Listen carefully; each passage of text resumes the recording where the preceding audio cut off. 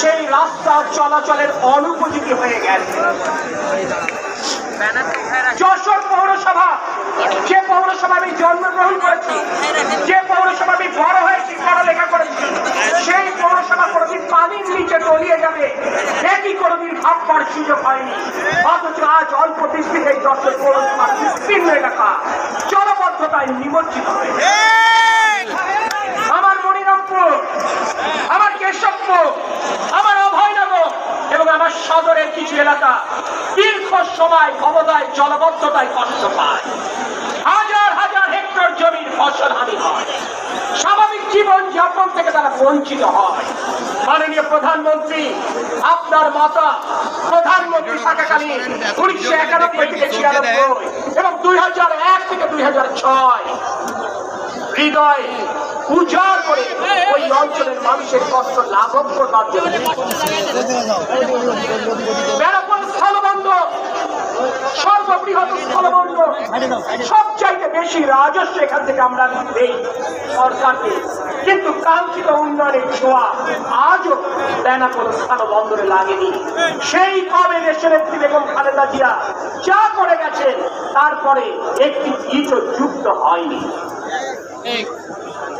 মাননীয় প্রধানমন্ত্রী, আপনি জানেন একটি কৃষি প্রধান এলাকা, একটি বিশেষায়িত cold storage, special cold storage করে দেওয়ার একটি স্বপ্ন ছিল,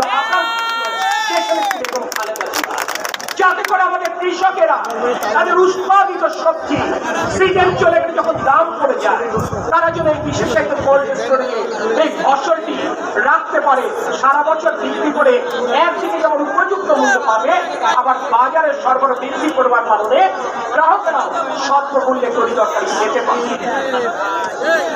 মাননীয় প্রধানমন্ত্রী, আপনি যখন বিএনপি নেতা হিসেবে নির্বাচনী জনসভা এসেছেন, আপনি যখন বলেছিলেন যশোরের ফুলের শোভা শুধু বাংলাদেশ কেন সারা বিশ্ব গ্রহণ করুক, এটি আপনার প্রত্যাশা।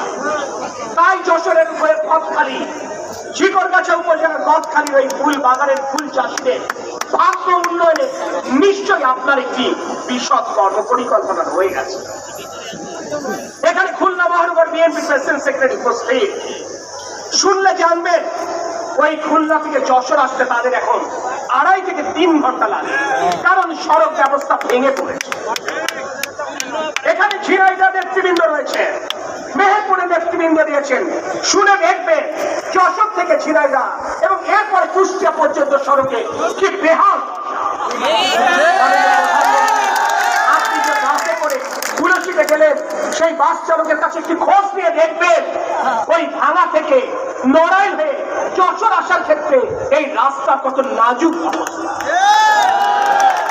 আমরা যশোরের মানুষ অতিথি পরায়ণ, আমরা যশোরের মানুষ সৌজন্য এবং শিষ্টাচারে বিশ্বাস।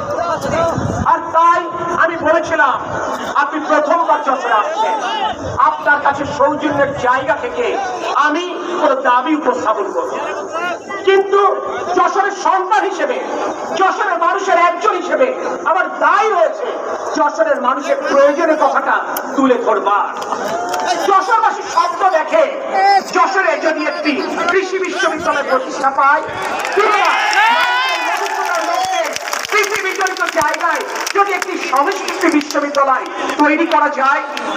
মাননীয় প্রধানমন্ত্রী, যশোরবাসীর এই প্রত্যাশা পূরণের সামর্থ্য সৃষ্টিকর্তা আমাকে দেয়নি, কিন্তু সৃষ্টিকর্তা আপনাকে সেই সামর্থ্য দিয়েছে। আপনি পারেন যশোরবাসীর এই প্রত্যাশা পূরণে। নির্বাচনের ফলাফল দিয়ে যশোরবাসীর গণতন্ত্রের প্রতি অঙ্গীকারকে মূল্যায়ন করা যাবে না। যশোরবাসী রক্ত দিয়ে বাংলাদেশের গণতন্ত্র পুনরুদ্ধারে করবে। তাই যশোরের সন্তান হিসেবে যশোরবাসীর এই কষ্টের কিছু কথা আমি আপনার সামনে তুলে ধরলাম। অনেক শিক্ষা প্রতিষ্ঠান আছে যাদের নতুন ভবনের প্রয়োজন, শিক্ষকেরা চায় তাদের শিক্ষা প্রতিষ্ঠান সরকারিকরণ হবে তার সামর্থ্য আমার নেই।